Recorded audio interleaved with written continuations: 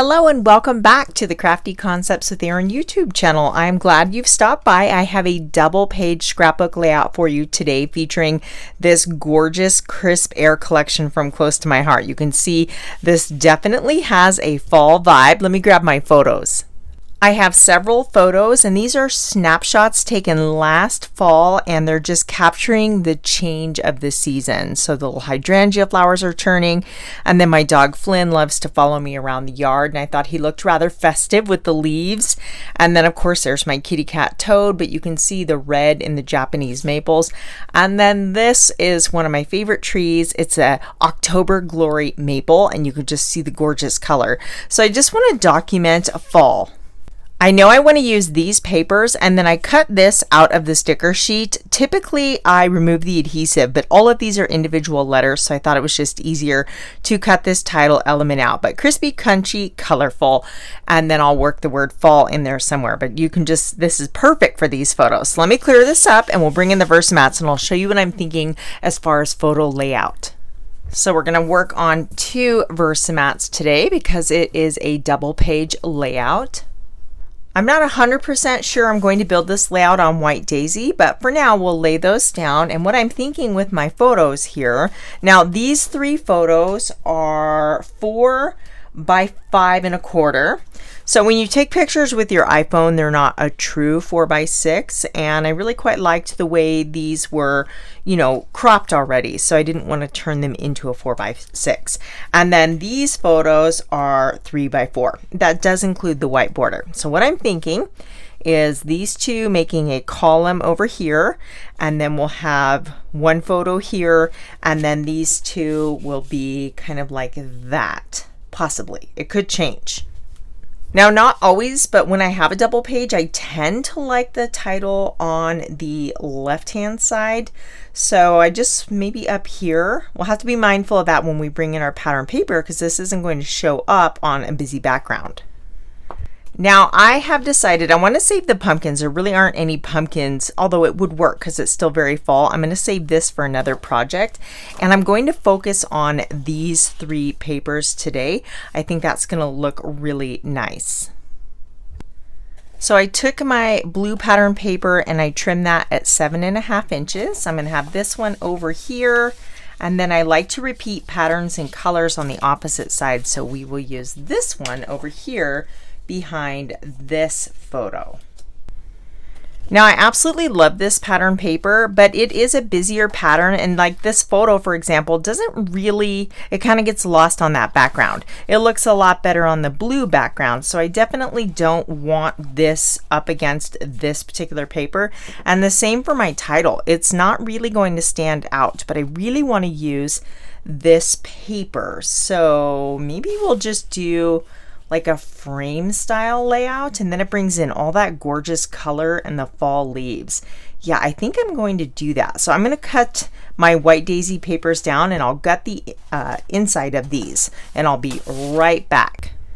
Okay, so I have this scrap of White Daisy that I laid down and I kind of like more paper exposed on this side, and I think this is going to work. So this piece of paper is cut to 9 by 11 and this one is 11.5 by 11. I wanted, because it's a double page layout, I like it to connect in the center. So it's like one 12 by 24 sheet. I want there to be more definition between that White Daisy cardstock and the leaf pattern paper in the background. So I have Mocha ink and I'm applying this generously to the edges of the White Daisy cardstock.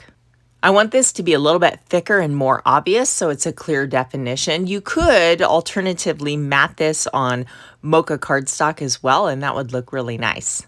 I will also ink up the edges of the leaf pattern paper for my base, but I won't do that. I'll do that off camera and won't make you watch that. So we're just about done. I'm leaving this center open because again, it's one continuous piece. Now these I've trimmed down. This is 10 by 7.5. And this piece is 4.5 by 11, but we're going to trim that down. Let's go ahead and place that on the Versamat. Find center. We're going to cut up from center just a little bit, maybe an inch or so, and then you can cut in from each corner. When you do it this way, it tends to work out, as long as you find center, it works out really well. The wider the piece of paper, the more challenging that is to do freehand. I want to bring back in my photos and just see how everything is developing. Let's move this one over here so we have some of that orange color all the way over to offset the orange color on the right. We'll bring back in the title, and I want to bring in more pattern paper. So we have splatters on one side in this gorgeous Paprika plaid, but that, I'm not sure that's quite right. Maybe if we bring this in with some horizontal layers, yeah, that'll work. And then I also have these two pieces I've cut down. This is wood grain from the current mixing collection. And you can see on one side we have vertical stripes and on the other side is horizontal. So I've inked up the edges and I'm going to use these to mat these two little photos. And then we'll add this to the left-hand side. Now this brings in a lot of interest on that plain white background, but it's still going to let my title shine. Little detail here, you'll notice I have 1/2 inch. I'm using my Versamat to line that up, and then 1/2 inch and 1/2 inch. Having those margins kind of just be the same on either side is very pleasing to the eye. It's just a little detail. Let's add some horizontal interest to this layout. So I've got this Paprika, I've cut those down to 2 inches, and I'm thinking about tucking them all the way across the layout here. That looks okay. What if we scoot this up to draw that color to the top? Yeah, I think that's going to be interesting. Rather than have plain strips of paper running from the left to the right, I'm going to create kind of a large arrow-like element with these. So I'm going to put a dovetail in one end, and then in the front here, I'm going to find center, make a tiny little mark using my Versamat, and then you guys, I cannot wait to share this ruler with you. I'll just tell you more about that in just a moment, but I'm going to draw a line or put 2 dots on either side here so that when I cut my little arrow, it comes out evenly. So just 3 little dots will cut from center. So it's kind of the opposite of what we're doing with the dovetail, and then matching point to point, and then my little arrow will come out nice and straight. Let me clear these out of the way here. And I think this is just going to look really cool. I love arrows. They really lead your eye. So this one is just kind of directing you from the left. And once we repeat that process on the right, it's going to carry you all the way through the layout. I went ahead and did the other one off camera, and you can see, doesn't that look fun? So I want to add a little bit of this pine green. I have the pocket card, but it's not quite big enough to mat the photo. So I just cut a photo mat from pine, and I like that. But let's go ahead and sand it to give it a little distressed. I think I want to use the darker side, and I'm just using my nail file. I'm going to show you really quick, just in case you haven't seen this, and I'll go ahead and do the rest of that off camera. I also created a photo mat for the left-hand side of the layout. So let me just tuck this one right under here. Since I introduced that pine color onto the right side of the layout, I do want to repeat that on the left-hand side. Now it is in the leaf pattern paper in the background as well. I think I'm ready to adhere my title. So let's talk about this new T-square ruler. I know a lot of you are very excited and have been anxiously awaiting this. It was, introduced in the new core catalog at the beginning of August, but it wasn't available until more recently. So you guys have seen me use my T-square ruler all the time on my channel. This is just a cheapie I get on Amazon, and one of the main differences that makes this so perfect for scrapbooking is it's longer. So check that out. It reaches all the way across the layout. When you are working with these, they're only 12 inches long, so because of the Versamat, it still clips onto the end there, but it doesn't go all the way across. And this one has some additional features. So first of all, it's magnetic. It comes apart, and these are really strong magnets, so it stays put and it's going to be secure. But now if you just want to use this as a regular ruler, you can, and you have a mini ruler, and this ruler finds center in the 0, so it counts up in each direction. So if you need to find center of something, this is very helpful and makes that super easy. Plus, I do a lot of journaling, bullet journaling, and in my planner, and having a smaller ruler is just really handy for that as well. So this one, there's a couple other features on here. I know it's difficult to see, but not only do we have the regular traditional ruler that counts all the way up to 14 inches, there is a grid background. You can see that grid there. And then do you see these holes going all the way across? Those are actually holes, and it's a stitching pattern. So you could do a straight stitch or a zigzag stitch, all sorts of different stitches you can poke through there with a needle or a paper piercer for your hand stitching. So that is perfect for scrapbooking. And then do you see those little plus signs there? When you line those up with something, that's 1 inch to the top of the ruler. So obviously this ruler is wider. Let's see, it is 2 inches. So when you want to line it up, I don't know, can you guys see that? Yeah, you can see it there, the little plus signs in the ruler. So from there up is 1 inch. So lots of different features for this, but I love it, and it is definitely a must-have tool in the craft room for scrapbookers. It's just super useful. So I'm going to use this to line up my title. So let me move that out of the way there, and then I want this slightly above my photo, and then we can adhere those. Now these stickers are pretty sticky, but if you just tap down the bottom of the letter, you will have the opportunity to reposition that if you need to. But since I'm using my T-square ruler, they're coming out pretty straight, and I won't have to really adjust any of those. So I'm starting with the bottom word, and we're going to work that from the left over to the right. Let me bump this up. Typically I secure my layouts to my Versamat with removable glue dots, but I'm out of those. So it's kind of shifting around, but make sure your layout is straight on the Versamat, or it's not really going to help you. If your layout's crooked, it's going to be askew. So we're repeating the process with the middle word here, and then I'll do some of this off camera, but you guys get the point. And then when I make sure everything is straight, I can go ahead and smooth that down.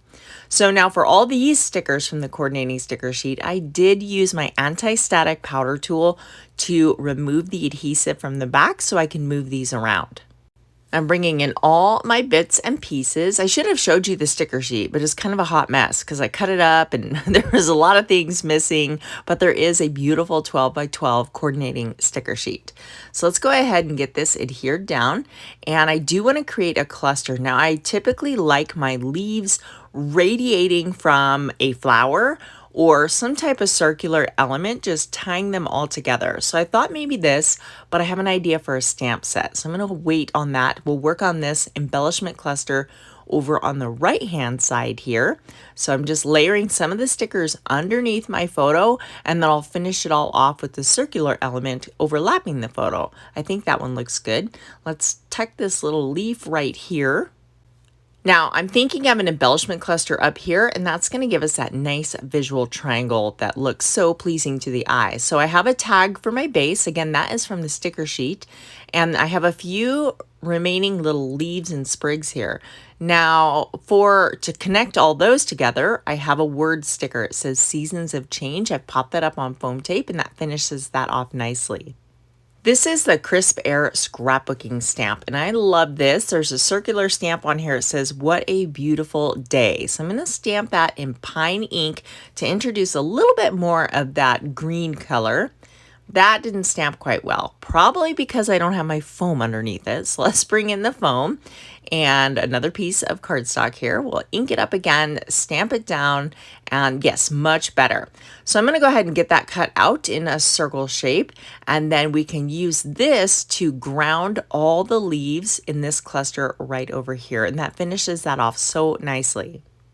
I also stamped this banner. This is the word fall from the same stamp set. If you guys have been watching my channel, I did another Crisp Air where I turned it into a shaker layout and used some of the digital elements, and I used this on that one as well. You know, I think I want to put my journaling there. Let's go ahead and move this over. And now my title reads Crispy, Crunchy, Colorful Fall. On the last layout, I suspended my little letters from like a piece of twine, like they were hanging from a ribbon. For this one, I'm going to use these coordinating Crisp Air dots. There's a whole bunch of different shapes and colors that all blend beautifully with this collection. So I have a sapphire dot, but I do end up changing those to a kind of melon paprika colored dot off camera. I've printed my journaling on vellum. I did, to be honest, I should have left it in here, but I had it on white daisy cardstock first, cut into strips, and it looked weird transitioning from the white to the blue background. So the vellum just has a much softer look and lets that color show through and looks much better. So I've torn the bottom. I'm adding a little couple glue dots to the top, which will be hidden underneath my picture. My journaling reads, well, I'll just read it to you. It says, fall is my favorite season. Everything is so beautiful and the change in weather is always welcome. I was strolling around the yard appreciating all of the fall color with Toad and Flynn on my heels. The October glory maple gets prettier each year and I look forward to watching the leaves turn crimson red. And then I just put fall 2021. If you would like to see still shots of this layout, you can head on over to my Pinterest account, Instagram, or Facebook, whatever you prefer. And I actually have links to those if you're not already following me in the description box below, along with all the supplies I used for today's layout. I thought about adding some background splatters to that white space, but I'm going to think on that. If you guys enjoyed this video, give it a big thumbs up. And if you're looking for more fall inspiration, then check out this playlist right here. Thank you so much for spending time with me today, and I will catch you guys in the next video. Bye!